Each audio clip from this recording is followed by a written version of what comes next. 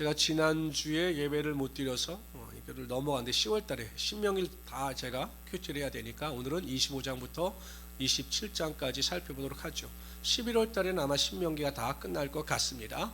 우리 25장 보도록 하죠. 구약성경 299페이지입니다.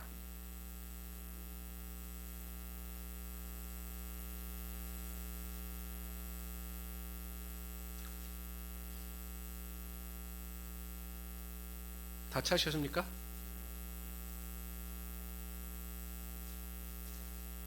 뭐 소리가 들리십니까? 어디서 들리죠? 네?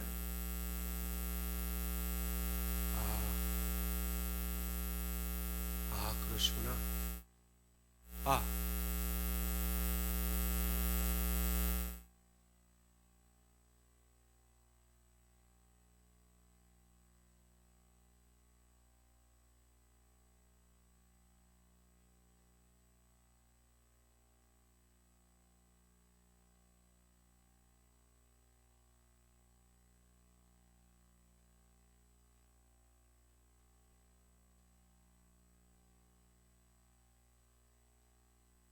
읽도록 하겠습니다. 1절부터 3절까지 한 목소리 읽도록 하겠습니다. 있습니다. 시작. 사람들 사이에 시비가 생겨 재판을 청하면 재판장은 그들을 재판하여 의인을 의롭다 하고 악인은 정죄할 것이며 악인에게 태형이 합당하면 재판장은 그를 엎드리게 하고 그 앞에서 그의 죄에 따라 수를 맞추어 때리게 하라. 40까지는 때리려니와 그것을 넘기지는 못할지니 만일 그것을 넘겨 매를 지나치게 때리면 내가 내 형제를 경히 여기는 것이 될까 하노라. 옳고 그름을 분명히 판단하여 죄를 범한 자에게 태형을 쳐라. 이렇게 말씀하고 있습니다. 보통 태형이라고 하는 것이 뭐냐면 우리나라 곤장을 생각하면 됩니다. 곤장 기억하시죠? 이렇게 엎드려 놓고 엉덩이를 때리는 그 곤장을 생각하면 되는데, 이 태양에도 죄에 따라 대수가 달랐지만 40대, 그러니까 39대, 39대까지는 가했지만 40대 이상은 이 태형을 치지 말아라 말씀하셨습니다. 왜 그럴까요? 40대 이상은 치지 말아라. 왜 그러셨을까요? 아프니까. 10대만 해도 아플 것 같은데 아마 40대 이상을 치면 사람이 죽을 것 같으니까, 생명의 위협이 되니까 39대까지만 하나님께서 허락하신 것으로 보입니다. 하나님께서는 그 죄는 미워하시되 사람은 끝까지 미워하지 아니하시고 그들에게 자비를 베풀어 주셨던 거죠. 제가 동성애와 관련해서 한국교회나 사회적으로 많은 문제가 야기되고 그거에 대한 오해가 있어서 잠시 설명을 드리도록 하겠습니다. 이게 왜냐하면 하나님께서 죄와 죄인을 구별하여 생각하시기 때문에 이 동성애라는 것도 마찬가지입니다. 잘 들으십시오. 한국교회나 성도들은 동성애 자를 미워하는 게 아니에요. 사람을 미워하는 게 아닙니다. 동성애 자를 미워하지 않습니다. 그들도 구원의 대상이고 그들을 하나님께로 인도해야 될 책임이 우리에게 있는 거죠. 그들도 자신의 의지가 박약하기 때문에 자신의 의지대로 되지 않을 뿐입니다. 일반적인 우리의 죄와 똑같은 거죠. 동성애라고 하는 죄를 범하고 있는 거죠. 그래서 우리는 동성애 자를 미워하지 않아요. 그런데 한국의 많은 국민들은 교회가 동성애 자들을 차별한다라고 생각하는데 아니에요. 동성애 자는 미워하지 않습니다. 그럼 교회나 하나님의 말씀이 지적하는 것이 무엇이냐면 동성애 자가 아니라 동성애라고 하는 죄를 미워하는 겁니다. 그게 잘못됐기 때문에 동성애를 회개하고 돌이켜야 한다. 그리고 동성애를 합법화해서는 안 된다. 하나님께서 동성애라고 하는 것은 죄라고 말씀하셨기 때문에 여러분 여러 가지 진보주의 학자들이나 자유주의 학자들 같은 경우는 성경에 동성애에 대한 차별법을 금한 것이 어디 있느냐 억지로 성경을 꿰어 맞추는데, 성경은 분명히 동성애에 대해서 하나님께서 죄라고 말씀하시는 겁니다. 그래서 우리가 이 동성애를 대할 때도 한국교회는 동성애 자를 미워하지 않아요. 동성애 자에 대한 처벌도 우리는 바라지 않습니다. 우리가 초점을 맞추는 것은 동성애라고 하는 죄인 겁니다. 그래서 우리 모든 성도님들은 죄와 사람을 잘 분별하세요. 사람을 절대 미워해서는 안 되는 거예요. 왜냐하면 그 사람의 의지가 박약하거나 믿음이 성숙하지 못해서 죄를 범하는 것이지, 항상 죄의 뒤에는 사탄, 마귀가 도사리고 있기 때문에 죄와 사람을 구별하여 사람을 판단하되, 죄는 미워하지만 사람에게는 하나님의 마음을 가지고 끝까지 자비를 베풀 수 있어야 한다는 것입니다. 그래서 여러분, 사형제도를 기독교 입장에서 반대하는 이유가 여기 있는 거죠. 생명의 근원은 하나님께 속해 있는 거기 때문에. 그래서 태형 같은 경우도 아무리 악한 죄를 범한 중한 죄인이라 할지라도 40대 이상은 치지 못하게 했다라는 겁니다. 4절에 읽도록 하죠. 4절 읽습니다. 시작. 그러니까 여러분 곡식 떠는 소, 곡식을 떠는 소가 수고하잖아요. 그럼 곡식 떠는 소도 땅에 떨어져 있는 그 곡식을 먹을 수 있도록 망을 씌우지 말라라는 거예요. 그러니까 지독한 주인은 그것도 아까워서 소에게 망을 씌운 것으로 보입니다. 하나님께서는 한낱 짐승에게도 자비한 마음을 가지고 그들에게 호의를 베풀고 자비를 베풀어라 이렇게 말씀하고 있습니다. 그렇다면 여러분 우리가 성도들에게는 어떻게 돼야 할까요? 하다못해 이 짐승 소에게도 이러한 자비를 베풀어야 되는데 우리가 이 하나님의 사람들에게는 어떻게 하는 것이 올바른 것일까요? 성도들에게 자비를 베풀어야 되는데 어떠한 마음을 가지고 자비를 베풀어야 되느냐 이렇게 말씀하십니다. 이게 또 안 넘어가네요. 네, 읽어봅시다. 시작. 너희가 너희를 사랑하는 자를 사랑하면 무슨 상이 있으리요? 세리도 이같이 아니하느냐? 또 너희가 너희 형제에 은한하면 남보다 이 뭐라고 말씀하십니까? 사랑하는 자를 사랑하면 아무 소용이 없다는 거예요. 믿지 않는 사람들도 나를 사랑하는 사람은 사랑한다라는 것입니다. 이게 무엇입니까? 나를 미워하는 자까지 사랑하는 것이 하나님의 자비고 하나님께서는 그것을 원하신다라는 것입니다. 그러니까 여러분, 근데 어쩔 수 없어요. 인간은. 왜냐하면 좋은 사람은 내가 좋아하는 사람이 좋을 수밖에 없기 때문에 그런 것은 당연하겠지만 어찌하든지 내가 사랑할 수 없는 사람, 나를 좋아하지 않는 사람에게도 호의를 베풀며 하나님의 자비하심을 가지고 자비를 베푸는 것이 하나님의 뜻이고 그러한 자에게 하나님의 축복과 은혜와 능력이 반드시 임하게 하여 주시는 것입니다. 그래서 우리 모든 성도님들은 교회 안에서 같은 마음 같은 생각을 가지고 모든 자들을 사랑하며 섬기며 나아갈 수 있는 우리 귀한 성도님들 되시기를 주님으로 축원합니다. 어느 교회 목사님이 저에게 그런 이야기를 하시더라고요. 본인 교회에 권사님이 계신데 창림이 멤버시라는 거예요. 창림 멤버. 그 얼마나 귀합니까? 그리고 이 목사님에게도 너무 잘하는 거예요. 목사님 차도 사주시고, 마시는 차가 아니라 운전하는 차도 사주시고, 안 놀라셔서 차도 사주고, 목사님에게 너무 잘하는 거예요. 근데 목사님 입장에서 정말 귀한 권사님이죠. 근데 이 권사님에겐 이상한 은사가 있어요. 왜냐면 이 권사님만 만나면 사람들이 교회를 떠난다는 거예요. 그래서 이 권사님 때문에 교회 떠난 사람들이 너무나 많으니까 이 목사님은 권사님을 볼 때마다 고마운 마음도 있지만 너무 답답한 마음도 있다라는 거죠. 어떻게 할지는 모르겠다는 거예요. 왜냐하면 이 권사님이 말이나 행동이 너무 다른 사람들을 힘들게 하니까 그냥 교회 왔던 사람들이 교회 떠나는데 목사님에겐 너무 잘하고 교회 창립 멤버니까 목사님이 어떻게 할 수가 없다라는 거죠. 그렇다고 권사님으로 권사님 교회 나가세요 이럴 수도 없는 거고. 근데 그렇게 기도를 하는데도 권사님이 바뀌지 않으셔서 너무 마음이 답답하다라는 말씀을 제가 들었을 때 야, 그럴 수 있겠구나라는 생각을 했습니다. 성도 여러분, 정말 한 사람 한 사람 전도하는 것도 힘들어요. 근데 나로 인하여 다른 사람이 시험에 들거나 다른 사람이 낙심하여 교회를 떠나가게 한다? 이거는 결코 교회 입장에서도 보면 좋은 일이 아니다라는 것입니다. 그래서 항상 정말 내가 좋아하는 사람에게 선을 행하는 것도 중요하지만 그렇지 못한 자들에게도 하나님의 마음을 가지고 자비를 베푸심으로 첫째는 하나님께 영광을 돌리시고 둘째는 교회에 더욱 세우며 살아가시는 우리 귀한 성도들이 되시기를 주님의 이름으로 축원합니다. 5절부터 10절까지 읽도록 할 때예요. 여기는 계대결혼법에 대한 것인데 솔직히 우리가 살아가고 있는 이 시대의 법과는 잘 맞질 않아요. 그런데 하나님께서 왜 그 당시에는 계대결혼법을 허락하셨는가에 대한 설명이 필요하겠죠. 5절부터 10절까지 읽습니다.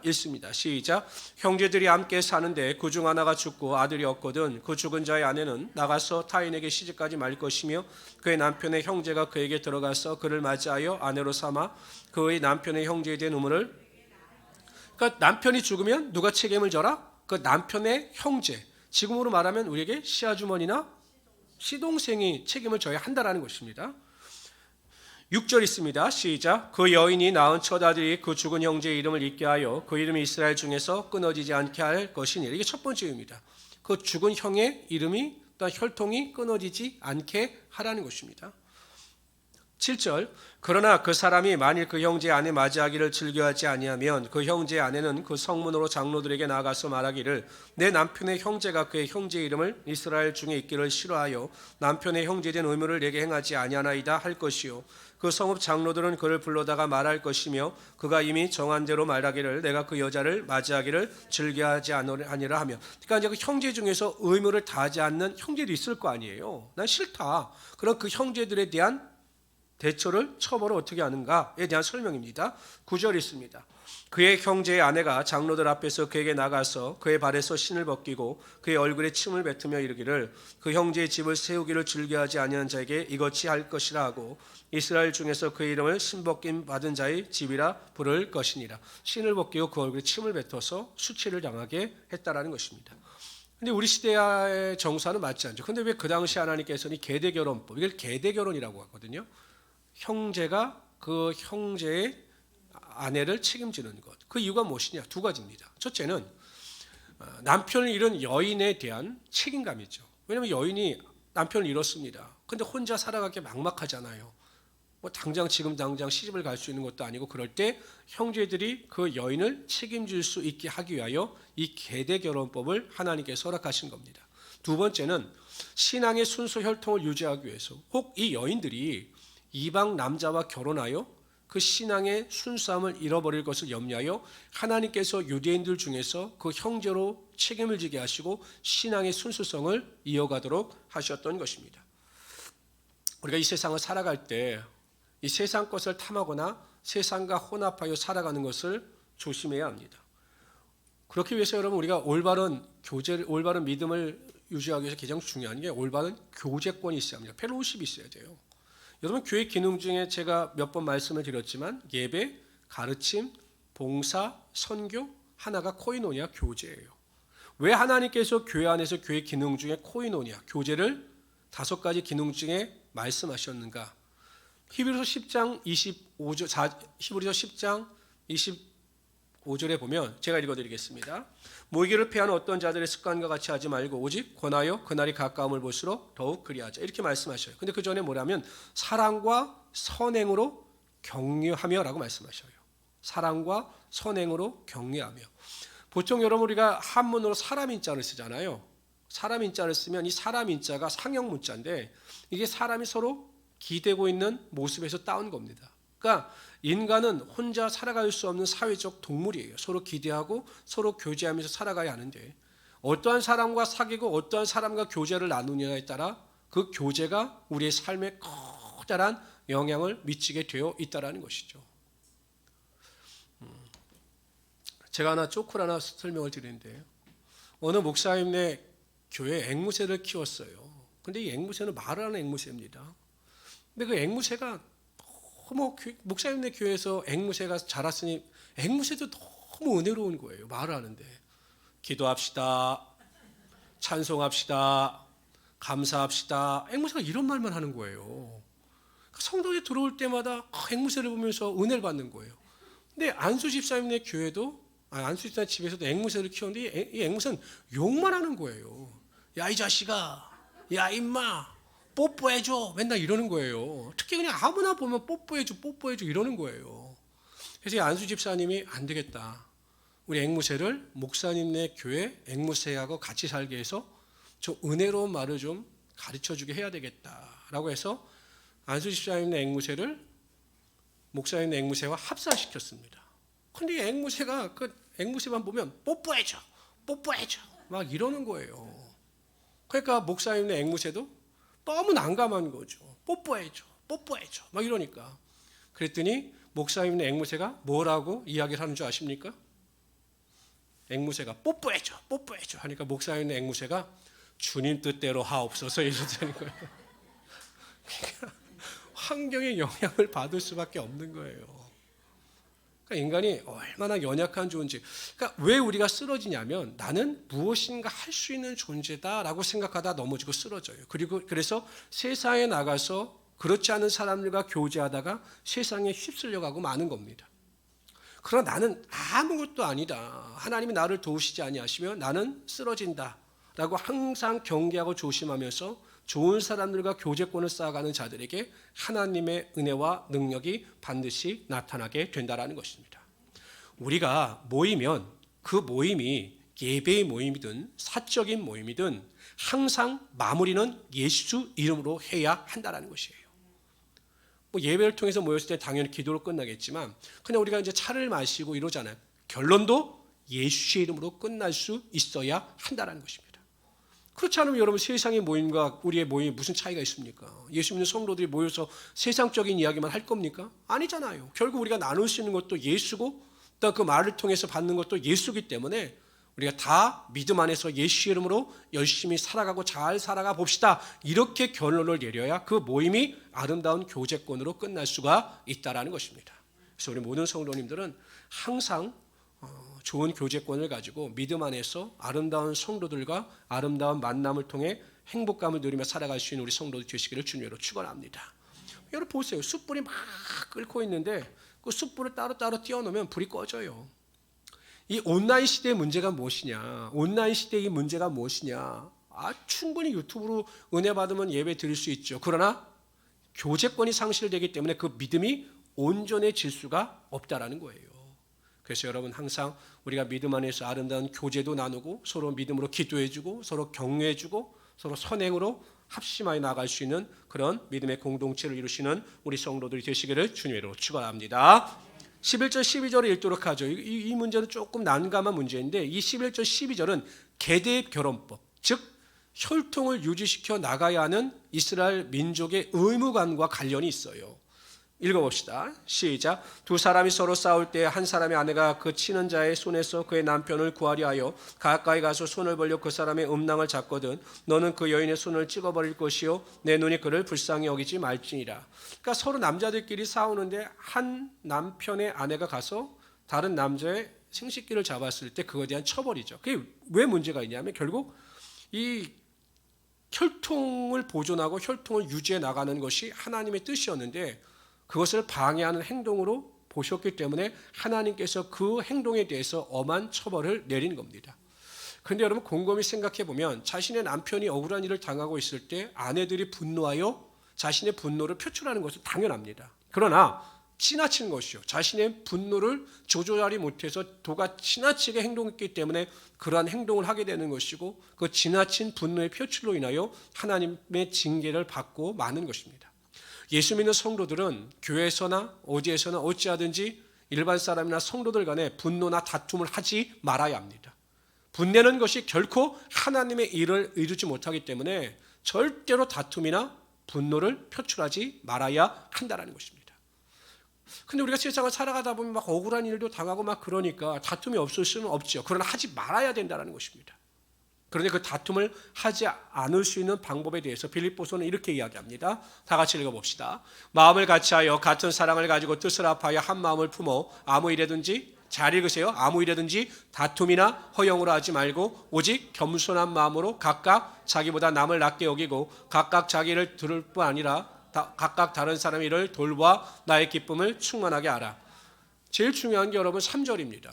다툼이나 허영으로 하지 말고 무엇을 하고요? 겸손한 마음으로 다른 사람을 나보다 낮게 여기라는 거예요. 그럼 다툼이 일어날 수 없죠.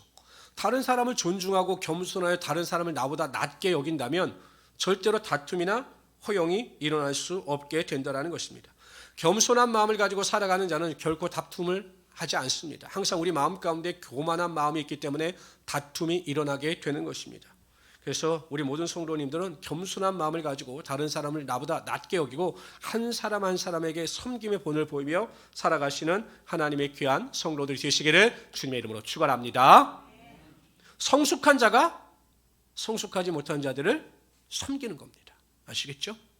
13절부터 16절 읽도록 합니다. 시작. 너는 내 주머니에 두 종류의 저울추 곧 큰 것과 작은 것을 넣지 말 것이며 내 집에 두 종류의 돼 곧 큰 것과 작은 것을 두지 말 것이요 오직 온전하고 공정한 저울추를 두며 온전하고 공정한 되를 둘 것이라. 그리하여 네 하나님 여호와께서 내게 주시는 땅에서 내 날이 길리라. 이러한 일들을 행하는 모든 자 악을 행하는 모든 자는 내 하나님 여호와께서 가증하느니라. 추를 속이지 말라라는 거예요. 그러니까 공정하고 정직하게 장사하고 생활하라는 것입니다. 다른 사람을 눈속임으로 속일 수 있지만 하나님은 속일 수가 없어요. 하나님은 하나님 앞에서 바르고 정직한 자를 기억하시고 그의 삶에 하나님의 축복과 은혜와 능력이 나타나게 하여 주시는 거죠. 절대 거짓말도 하지 마시고 정직과 공의로 하나님의 영광을 드러내며 살아갈 수 있는 귀한 성도님들이 되시기를 주님의 이름으로 축원합니다. 17절부터 19절까지 읽도록 합니다. 다 같이 읽습니다. 시작. 너희는 애굽에서 나오는 길에 아말렉이 내게 행한 일을 기억하라. 곧 그들이 너를 길에서 만나 내가 피곤할 때 내 뒤에 떨어진 약한 자들을 쳤고 하나님을 두려워하지 아니하였느니라. 그러므로 내 하나님 여호와께서 내게 기업으로 주어 차지하게 하시는 땅에서 내 하나님 여호와께서 사방에 있는 모든 적군으로부터 내게 안식을 주실 때 너는 천하에서 아말렉에 대한 기억을 지워버리라. 너는 잊지 말지니라. 이 아말렉이 엄밀한 의미에서 따져보면 에서의 자손이에요. 에서의 자손. 근데 하나님께서 이 아말렉을 왜 진멸하라고 말씀하셨냐면 이스라엘 백성들이 출애굽하여 광야를 지날 때 르비딤에서 이 아말렉 군대가 아무 이유 없이 이스라엘 민족을 공격했습니다. 그때 여호수아가 나가서 싸우고 모세는 산 위에 올라가서 아론과 홀을 데리고 올라갔죠. 그래서 손을 들면 이기고 내리면 지니까 양쪽에서 아론과 홀이 바위를 가져다 놓고 앉아서 모세의 양손을 들었을 때 아말렉 군대를 물리칠 수 있었습니다. 그때 사건을 하나님께서 기억하신 거예요. 그래서 그때 사건을 기억하시고 그 아말렉을 진멸하라 명령하신 겁니다. 그런데 이 아말렉이 언제 진멸되어지냐면 아수아로 왕 때 우리가 에스더 사건 아시죠? 그 하만이 아말렉 족속입니다. 그때 하만이 아말렉 족속인데 에스더와 모르드게 이스라엘 유다 민족을 해하려고 하다가 그와 그의 족속이 완전히 멸절을 당합니다. 하나님은 하나님께서 정하신 하나님의 뜻을 반드시 이루어 가시는 겁니다. 뿐만 아니라 우리를 해하는 자나 우리를 괴롭게 하는 자들, 우리에게 힘들게 하는 자들을 우리가 굳이 심판하려고 작정할 필요가 없습니다. 하나님은 성도들을 힘들게 하는 자를 하나님을 힘들게 하는 자로 간주하시고 성도들과 전쟁을 하는 자를 하나님과 전쟁을 하는 자로 간주하셔서 하나님께서 그들을 심판하시고 그들을 멸절시키는 것이죠. 그래서 우리 모든 성도님들은 하나님께만 소망을 두시고 하나님께만 영광을 돌리며 살아갈 수 있는 하나님의 귀한 성도들이 되시기를 주님의 이름으로 축원합니다. 우리 26장으로 넘어갑시다. 26장 1절부터 11절은 가나안 땅에 들어가서 첫 수확물을 거두게 되면 그 수확물을 하나님께 감사함으로 드려라 라고 하나님께서 명령하신 내용입니다. 1절부터 11절까지 다 같이 읽읍시다. 내 하나님 여호와께서 내게 기업으로 주어 차지하게 하실 땅에 네가 들어가서 거기 거주할 때에 내 하나님 여호와께서 내게 주신 땅에서 그 토지의 모든 소산의 만물을 거둔 후에 그것을 가져다가 강줄에 담고 내 하나님 여호와께서 그의 이름을 주시려고 택하신 곳으로 그것을 가지고 가서 그때 제사장에 나아가 그에게 이르기를 내가 오늘 당신 하나님 여호와께 아리나이다. 내가 여호와께서 우리에게 주시겠다고 우리 조상들에게 맹세하신 땅에 이르렀나이다 할 것이요 제사장은 내 손에서 그 광주리를 받아서 내 하나님 여호와의 제단 앞에 놓을 것이며 너는 또 내 하나님 여호와 앞에 아뢰기를 내 조상은 방랑하는 아람 사람으로서 애굽에 내려가서 거기에 솥으로 거류하였더니 거기에서 크고 강하고 번성한 민족이 되었는데 애굽 사람이 우리를 학대하며 우리를 괴롭히며 우리에게 중노동을 시키므로 우리가 우리 조상의 하나님 여호와께 부르짖었더니 여호와께서 우리 음성을 들으시고 우리의 고통과 신고와 압제를 보시고 여호와께서 강한 손과 편팔과 큰 위험과 이적과 기사로 우리를 애굽에서 인도하여 내시고 이곳으로 인도하사 이 땅 곧 젖과 꿀이 흐르는 땅을 주셨나이다. 여호와여 이제 내가 주께서 내게 주신 토지 소산의 만물을 가져왔나이다 하고 너는 그것을 내 하나님 여호와 앞에 두고 내 하나님 여호와 앞에 경배할 것이며 내 하나님 여호와께서 너와 내 집에 주신 모든 복으로 말미암아 너는 레위인과 너희 가운데 거리하는 객과 함께 즐거워할지니라. 첫 수확물을 가져다가 하나님께 대하여 감사 제물을 드렸습니다. 그런데 여기에서 주목할 것이 무엇이냐면 하나님은 제사장을 통해서 무엇을 감사할 것인가에 대하여 많은 백성들을 대표하여 제사장들이 고백하게 하셨다라는 것입니다. 5절부터 그 내용입니다. 너는 또 내 하나님 여호와 앞에 아뢰기를 하면서 하나님께 감사해야 될 내용에 대해서 제사장이 쫙 선포하고 있습니다. 하나님께서 저와 여러분에게 범사에 감사하라 이렇게 말씀하셨어요. 모든 일에 감사하라. 그런데 우리는 때로는 하나님께 대하여 감사하는 일에 대해서 구체적이지 못할 때가 많습니다. 무엇을 왜 감사해야 되는지 구체적인 감사의 내용이 없다라는 거예요. 그래서 하나님께서는 이스라엘 백성들에게 구체적으로 무엇을 감사해야 될지에 대해서 세세하게 알려주시고 그것을 하나님께 감사하게 만들어 주셨던 거죠. 그래서 제가 이제 추수감사절이 15일이니까 얼마 남지 않았으니까 매번 제가 노트를 나눠드리고 했는데 계속 감사 노트나 또 내용을 기록하라고 말씀드린 이유가 거기 있는 것입니다. 우리가 기록하지 아니하면 무엇이 감사한지에 대해서 구체적으로 알지를 못할 때가 많이 있습니다. 어느 교회 집사님이 목사님께 나와서 그렇게 불평을 합니다. 목사님, 다른 사람들은 잘 되는데 왜 저와 우리 집만은 안 되는지를 모르겠어요. 이렇게 탄식을 했습니다. 근데 목사님이 봐도 그런 거예요. 다른 집들은 다 잘 되는 것 같은데 그 집사님과 남편인 안수 집사님 가정만 어려운 겁니다. 그래서 목사님이 곰곰이 생각하다가 그렇다고 또 목사님이 거기다 그러네요. 왜 그 집만 안 될까? 이렇게 할 수는 없잖아요. 근데 목사님 생각에 그런 생각이 들었습니다. 그래도 다 안 될까? 잘 되는 게 한두 가지는 있지 않을까? 라는 생각이 들어서 그 집사님에게 집사님, 한 달 동안 그냥 의무적으로 나에게 있는 것과 하나님께 감사할 수 있는 것을 하루에 한 가지씩 꼭 2개를 한번 적어 보십시오. 나에게 있는 것 그리고 내가 감사할 것 꼭 한 가지씩을 한번 기록해 보십시오. 그리고 한 달 뒤에 저를 찾아오십시오라고 권면했습니다. 근데 목사님이 이렇게 보니까 한 달 뒤에 보니까 이 집사님의 표정이 완전히 바뀌어 있는 거예요. 목사님 찾아오지 않고 그래서 목사님이 여쭙습니다. 아니 한 달 뒤에 오라고 하셨는데 왜 안 오셨어요? 갈 필요가 없습니다 목사님. 제가 목사님의 말씀을 듣고 내게 있는 것과 하나님께 감사할 것을 매일 한 가지씩 기록했더니 정말로 하나님께서 나에게 아무것도 주신 것이 없다 생각했는데 나에게 주신 것이 너무나 많았고 내가 감사할 것을 하루에 한 가지씩 기록하다 보니 하나님께 감사할 내용이 너무 많아 감사했더니 하나님께서 그 감사대로 내 삶에 하나님의 축복의 능력이 임하게 하여 주셨습니다 라고 간증을 하시더랍니다. 마찬가지예요 성도 여러분. 우리가 자식들은 항상 부모님들에게 그런 말을 많이 해요. 부모님이 나에게 해준 게 뭐가 있냐고. 자식들이 그런 말 많이 합니다. 저희 자식들이 하는 말이 아니라 그런 말들 많이 한다고 그래요. 아니 부모님이 나에게 해준 게 뭐 있어요? 엄마 아빠가 나에게 해준 게 뭐 싸움하다 보면 그런 말을 많이 해서 상처를 받는 부모들이 많다고 해요. 왜 없어요? 적어보면 부모가 자신에게 해준 일이 얼마나 많습니까? 그러나 그것을 인정하려고 인식하려고 노력하지 않았기 때문에 그 감사의 내용과 조건이 없는 거예요. 우리도 마찬가지죠.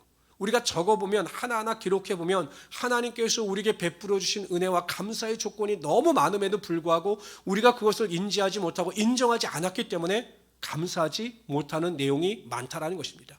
하나님은 그것을 아셨기 때문에 유대 백성들, 이스라엘 백성들에게 너희가 감사할 것은 이것이니 나에게 제물을 드릴 때마다 이렇게 감사하라 라고 알려주신 거예요.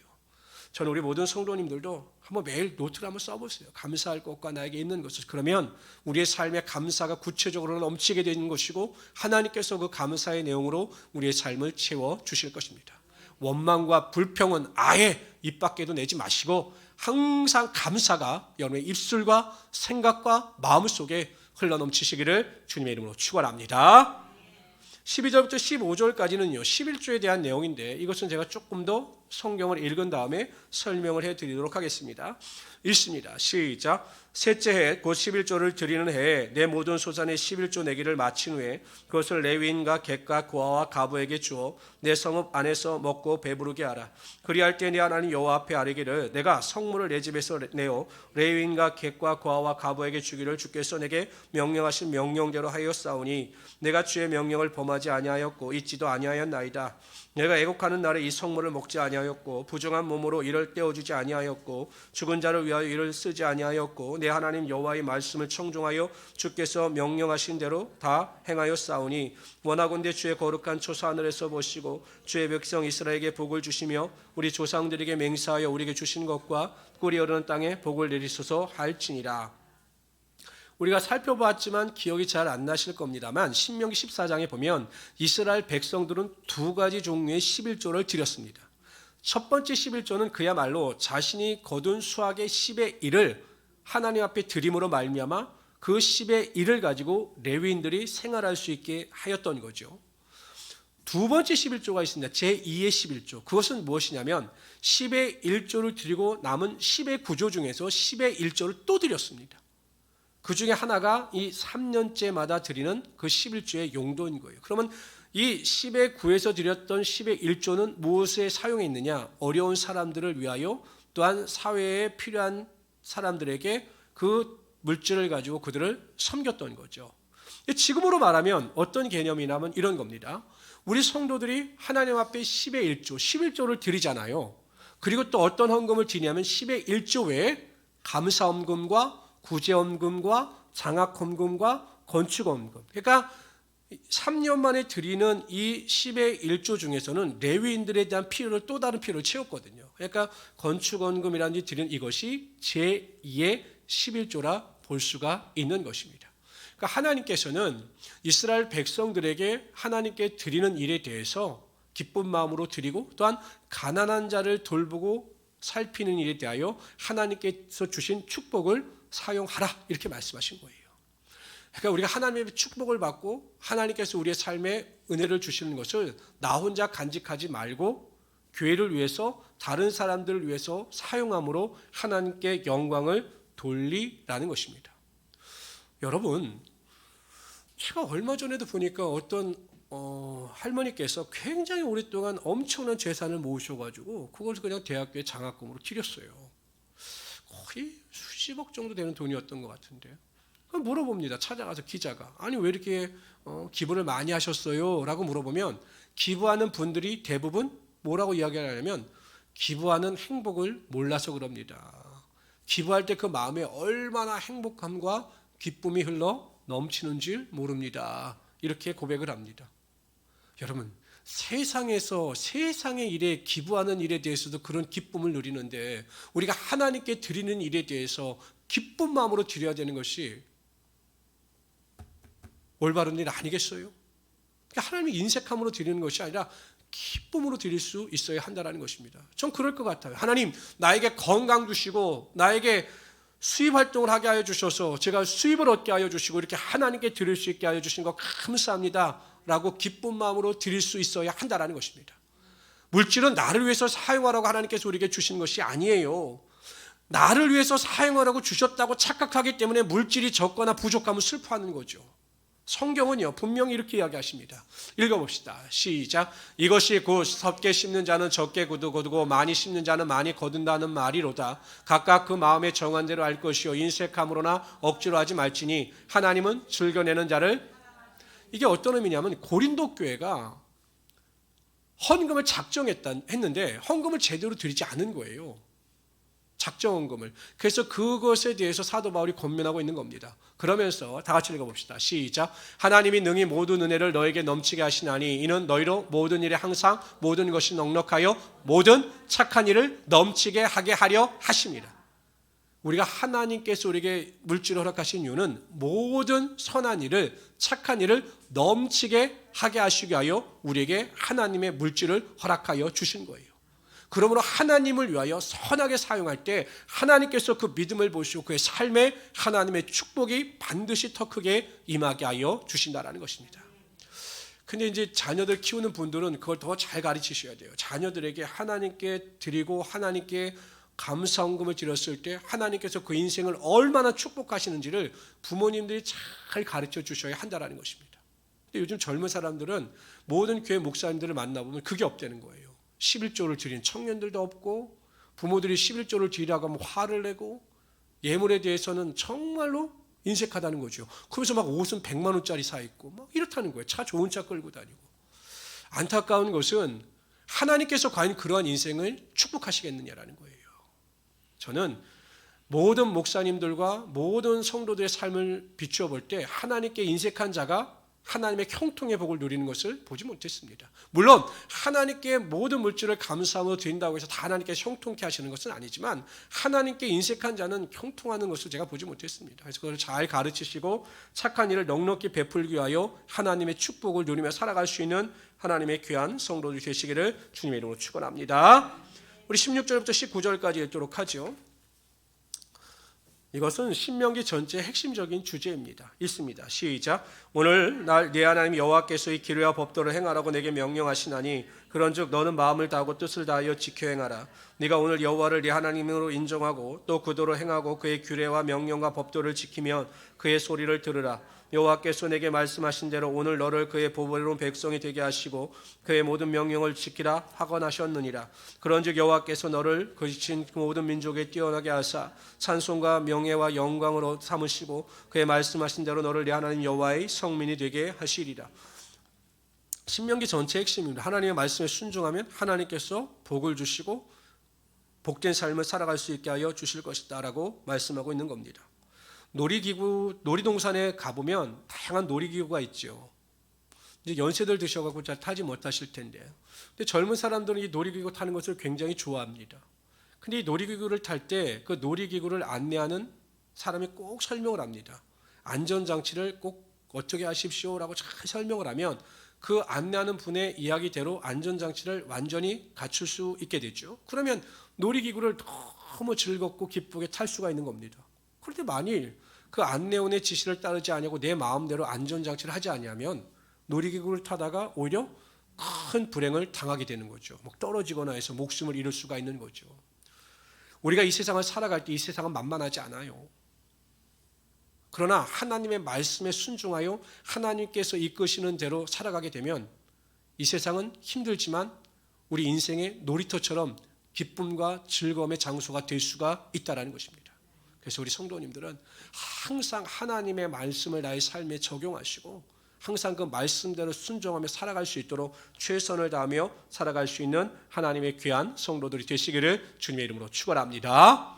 이제 말씀을 묵상하지 마시고요. 좀 능력이 되시는 분들은 이제 말씀을 암송할 수 있도록 한번 노력해 보시기 바랍니다. 말씀을 암송할 수 있도록. 그 말씀이 그러면 우리의 혼과 영과 골수를 찔러 쪼개는 역사가 반드시 우리의 삶 가운데 임하게 될 것입니다. 신명기 우리 27장으로 넘어갑시다. 여기는 내용이 그렇게 복잡하지 않습니다. 우리 1절부터 10절까지 다 같이 한번 읽어보도록 하죠. 읽습니다. 시작. 모세와 이스라엘 장로들의 백성에게 명령하여 이르되 내가 오늘 너에게 명령하는 이 명령을 다 지킬지니라. 너희가 요단을 건너 내 하나님 여호와께서 내게 주신 땅에 들어가는 날에 큰 돌들을 세우고 석회를 받으라. 요단을 건너는 이 율법의 모든 말씀을 그 위에 기록하라. 그리하면 내 하나님 여호와께서 내게 주시는 땅 곧 젖과 꿀이 흐르는 땅에 내가 들어가기를 내 조상들의 하나님 여호와께서 내게 말씀하신 대로 하리라.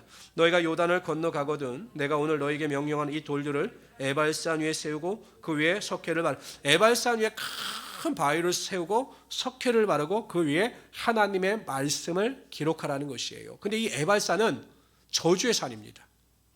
보통 구약에는 에발산과 이제 11절 이야기 나왔지만 에발산과 그린심산이 있는데 그린심산은 축복의 산이고 에발산은 마주보고 있어요. 골짜기 하나라. 에발산은 저주의 산이에요. 근데 하나님께서 이 에발산에 돌을 세우고 석회를 바르고 거기에 율법을 기록하라 이렇게 말씀하고 있는 겁니다. 6절 있습니다. 시작. 너는 다듬지 않은 돌로 내 하나님 여호와의 제단을 쌓고 그 위에 내 하나님 여호와께 번제를 드릴 것이며 또 화목제를 드리고 거기에서 먹으며 내 하나님 여호와 앞에 뭐라고요? 즐거워하라. 여기 즐거워하라. 여기 내용에 주목해야 합니다. 8절이 있습니다. 시작. 너는 이 율법의 모든 말씀을 그 돌들 위에 분명하고 정확하게 기록할지니라. 모세와 레위 사람들이 온 이스라엘에게 말하여 이르되 이스라엘아 잠잠하며 들으라. 오늘 내가 내 하나님 여호와의 백성이 되었으니 그런즉 내 하나님 여호와의 말씀을 천종하여 내가 오늘 내게 명령하는 그 명령과 규례를 지킬지니라. 우리나라 같은 경우 등산하다 보면 그 산꼭대기에 이렇게 큰 돌을 세우고 거기다 뭐 이렇게 글씨를 쓰지 않습니까? 아니 뭐 설악산 무슨 봉 뭐 이렇게 기록을 해놓지요. 그런 식으로 이제 에발산에 기록하는 거 이제 여호와의 명령, 하나님의 말씀을 기록하는 겁니다. 그러니까 그 산에 올라오는 자들마다 하나님의 말씀, 새겨진 하나님의 말씀을 읽고 그 말씀을 묵상할 수가 있었던 거죠. 에발산 꼭대기에 바위에 석회를 바르고 분명히 하나님의 말씀을 기록했던 것과 같이 우리가 이 시대를 살아갈 때 우리의 마음판에 하나님의 말씀을 새기며 살아가야 한다는 것입니다. 우리의 마음과 생각 속에 우리의 경험이나 감정이 살아 움직이는 것이 아니라 마음과 생각 속에 하나님의 말씀을 새김으로 말을 하든지 생각을 하든지 행동을 하든지 항상 그 말씀대로 움직일 수 있도록 우리의 말씀 가운데 능력이 임할 수 있도록 그 말씀을 마음판에 새기라는 것입니다. 여러분 항상 하나님의 말씀을 가까이 하라는 거죠. 하나님의 말씀을 가까이 해서 하나님의 말씀을 읽고 묵상하라는 것입니다. 제가 설교에 대한 굉장한 스트레스가 있었어요. 왜냐하면 이 설교가 제대로 되지 않거나 설교가 완성이 되지 않으면, 만약 토요일날 같은 경우도 오전 내에 설교가 마무리가 되지 않으면 굉장히 불안해하고 막 짜증이 났었거든요. 근데 어느 순간 하나님께서 자유함을 주셨어요. 근데 그 자유함과 함께 저에게 주신 은혜가 뭐냐면 말씀의 은혜를 주셨어요. 한 8년, 10년 설교하고 말씀을 연구하다 보니까 이제 말씀을 통해서 성령께서 역사하심으로 제가 막 고민하고 갈등하지 아니하도 하나님께서 마음속에서 하나님의 말씀의 은혜를 주시더라는 거죠. 그래서 항상 말씀대로 생각하고 말씀대로 말할 수 있는 은혜를 허락하여 주신 겁니다. 그러면 우리 모든 성도님들은 항상 매일 큐티하시고 하나님의 말씀을 가까이 하셔서 그 마음판에 하나님의 말씀을 새길 수 있는 하나님의 귀한 성도들 되시기를 주님의 이름으로 축원합니다. 근데 제가 서두에서 말씀드렸던 것처럼 에발산은 저주의 산이에요. 그럼 하나님은 그리신 산에 바위를 세우고 석회를 바르고 그 위에 말씀을 새기라고 하는 것이 당연하실 것 같은데 왜 저주의 산인 에발산에 석회를 바르고 하나님의 말씀을 새기라고 하셨을까요? 이것이 예수 그리스도의 예표입니다. 우리가 죄와 허물로 말미암아 저주를 받아 영원히 죽을 수밖에 없었던 에발산과 같은 존재였으나 예수 그리스도의 십자가 보혈의 은혜와 능력으로 저주에서 자유함으로도 아까 제가 말씀드렸죠. 즐거워할 수 있는 존재가 될 수 있음을 모형적으로 예표적으로 보여주시기 위하여 에발산에 바위를 세우시고 하나님의 말씀을 기록하게 하여 주셨던 것입니다. 성도 여러분, 우리는 죄와 허물로 영원히 죽을 수밖에 없었던 존재였으나 예수 그리스도의 십자가 보혈의 은혜와 능력으로 말미암아 하나님의 자녀가 되고 천국 백성이 되며 영생의 축복을 받은 자들입니다. 저주로부터 자유함을 얻은 자들이에요. 근데 자꾸 저주로부터 자유함을 받았는데 자꾸 그 길로 다시 돌아가지 말라라는 것입니다. 다시는 종의 멍에를 지지 말라라는 것입니다. 하나님이 주신 축복과 은혜와 능력을 가지고 믿는 자들답게 생각하고 말하고 행동하라는 것입니다. 저는 우리 모든 성도님들이 저주와 죄와 허물에서 벗어난 자로서 자유함의 축복을 마음껏 누리며 살아갈 수 있는 귀한 성도들이 되시기를 주님의 이름으로 축원합니다. 11절부터 26절까지 있는데 여기 이제 그리심산과 에발산의 사람들 지파들을 세우고 하나님의 말씀을 낭독할 때마다 아멘, 아멘 대답하게 하는 모습이 나옵니다. 있습니다. 시작. 모세가 그날 백성에게 명령하여 이르되 너희는 요단을 건넌 후에 시므온과 레위와 유다와 이사갈과 요셉과 베냐민은 백성을 축복하기 위하여 그리신 산에 서고, 이 그리신 산은 축복의 산입니다. 루벤과 gad과 아셀과 스불론과 단과 납달리는 저주하기 위하여 에발산에 서고, 레위 사람은 큰 소리로 이스라엘 모든 사람에게 말하여 이르기를 장색의 손으로 조각하였거나 부어 만든 우상은 여호와께 가증하니 그것을 만들어 은밀히 세우는 자는 저주를 받을 것이라 할 것이요 모든 백성은 응답하여 말하되 아멘 할지니라. 그의 부모를 경휼히 여기는 자는 저주를 받을 것이요 할 것이요 모든 백성은 아멘 할지니라. 그의 이웃의 경계표를 옮기는 자는 저주를 받을 것이라 할 것이요 모든 백성은 아멘 할지니라. 맹인에게 길을 잃게 하는 자는 저주를 받을 것이라 할 것이요 모든 백성은 아멘 할지니라. 객이나 고아나 가부의 송사를 억울하게 하는 자는 저주를 받을 것이라 할 것이요 모든 백성은 아멘 할지니라. 그의 아버지의 아내와 동침하는 자는 그의 아버지의 아체를 드러냈으니 저주를 받을 것이라 할 것이요 모든 백성은 아멘 할지니라. 짐승과 교합하는 모든 자는 저주를 받을 것이라 할 것이요 모든 백성은 아멘 할지니라. 그의 자매 곧 그의 아버지의 딸이나 어머니의 딸과 동침하는 자는 저주를 받을 것이라 할 것이요 모든 백성은 아멘 할지니라. 장모와 동침하는 자는 저주를 받을 것이라 할 것이요 모든 백성은 아멘 할지니라. 그의 이웃을 암살하는 자는 저주를 받을 것이라 할지요 모든 백성은 아멘 할지니라. 무지한 자를 죽이고 뇌물을 받는 자는 저주를 받을 것이라 할 것이요 모든 백성은 아멘 할지니라. 이 율법의 말씀을 실행하지 아니하는 자는 저주를 받을 것이라 할 것이요 모든 백성은 아멘 할지니라. 하나님의 말씀이 선포되어질 때마다 모든 백성들은 아멘으로 화답케 하여 주셨습니다.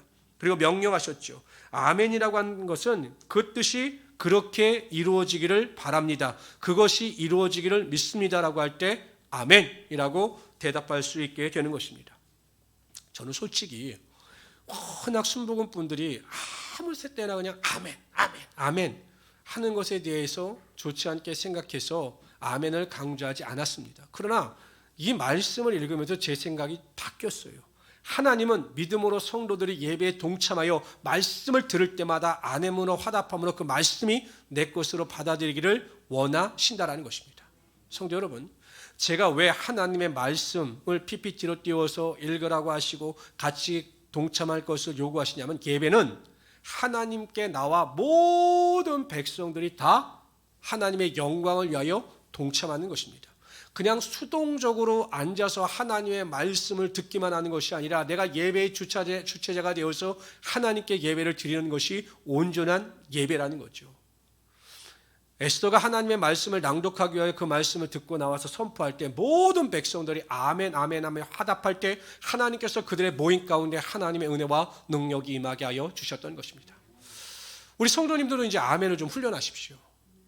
아유, 난 아직 전 수줍은 사람이라 아멘을 입에 크게 못 내는데요. 그래도 아멘 하십시오. 그럴 때 하나님께서 그 말씀이 여러분의 것으로 임할 수 있도록 능력을 허락하여 주시는 거죠. 그냥 멀뚱멀뚱 눈만 뜨면 저거는 김 집사가 들어야 될 이야기고, 오늘 또 권사님 안 오셨네, 저 권사님한테 드리는 말씀인데, 이렇게 생각하지 마시고 내 말씀이다, 나에게 하시는 말씀이다, 아멘으로 받아들이게 되면 하나님께서 그 능력을 통해서 말씀이 여러분의 삶의 능력이 되게 하여 주시는 것입니다. 그래서 앞으로는 아멘을 잘 하시는 우리 성도님들이 되시기를 주님의 이름으로 축원합니다. 제가 왜 주일날 느꼈느냐면요, 찬양 인도자 우리 하경 형제가, 여러분 이 앞에 서 보시면 예배를 인도하는 것이 여러분들의 반응에 의하여 이 예배 인도자들이 신도 나고 막 힘도 나고 합니다. 물론 하나님을 보고 하지만. 그런데 예배 인도자가 인도를 하는데 그냥 찬양하는 것도 매가리가 없으시고 그냥 딴 생각하시는 것 같고 막 이러면 예배 인도자가 힘이 들어요. 근데 막 손 들고 찬양하고 막 박수치고 찬양하고 하면 예배 인도자도 예배를 인도하면서 성령의 은혜를 더 체험하는 겁니다. 근데 제가 그날 보니까 믿으십니까? 아멘으로 화답하십시오. 그러면 마스크를 쓰고 X를 하셨는지 가만히 예배 인도자가 너무 힘이 들어요. 그러니까 예배 동참해서 나도 예배자입니다. 지금 여러분들 예배 분위기 얼굴이 많이 좋아지셨는데 막 손들고 찬양하고 박수치고 찬양하고 막 역동적으로 찬양하고 하나님께 영광을 돌릴 때 예배 가운데 하나님의 성령의 능력이 반드시 임하게 되는 것입니다. 다시 성령으로 돌아가야 합니다. 제가 아무리 생각해도 우리의 인생의 답은 성령님밖에 없다라는 결론을 내렸습니다. 그래서 주일날부터도 자꾸 아멘을 강조할 테니까 이번 주가 상민 집사님입니다. 아멘을 잘 하시고 제가 저기 CCTV를 설치해서 저 안에서 다 아멘 하는지 안 하는지 볼 수가 있으니까 그래서 제가 안 하시는 분은 조용히 컴온 하겠습니다. 컴온. 그래서 여러분, 저는 주일날 내가 그 생각을 했어요. 왜 이렇게 아멘을 안 하실까? 내가 아멘을 너무 난 너무 아멘 하는 게 너무 싫었거든요. 막 손을 쭉 내밀면서 아멘, 아멘 이런 게 난 너무 싫었거든요. 그리고 아멘 할 때가 아니다. 여러분 예수를 안 믿으면 지옥 갑니다. 근데도 아멘 막 이러는 분들 내가 너무 봐가지고 그 지옥 가는 게 뭘 아멘입니까? 근데 그래서 싫어했는데 주일날 내가 하경 형제의 그 모습을 보면서 조금 그랬는데 말씀을 준비하다 보니까 아닌 거죠. 하나님은 아멘으로 말씀을 받아들이기를 원하시는 겁니다. 그럴 때 그 말씀이 우리의 삶의 능력이 될 수 있는 겁니다. 그다음 믿음을 가지고 승리하시 우리 성도들이 되시기를 주님의 이름으로 축원합니다. 기도합시다. 조시 하나님 정말로 감사합니다. 항상 신명의 말씀을 통해서 하나님께서 우리에게 주시는 메시지는 믿는 자들에게는 하나님의 은혜와 능력이 임한다라는 것입니다. 우리가 하나님의 말씀에 어긋나지 않도록 도와주시고 예수 그리스도의 십자가 사랑을 기억하며 감사함으로 살아가는 자들이 다 되게 하여 주시옵소서. 감사하며 예수님의 이름으로 기도드리옵나이다. 아멘. 찬양합시다. 십자가 그 사랑.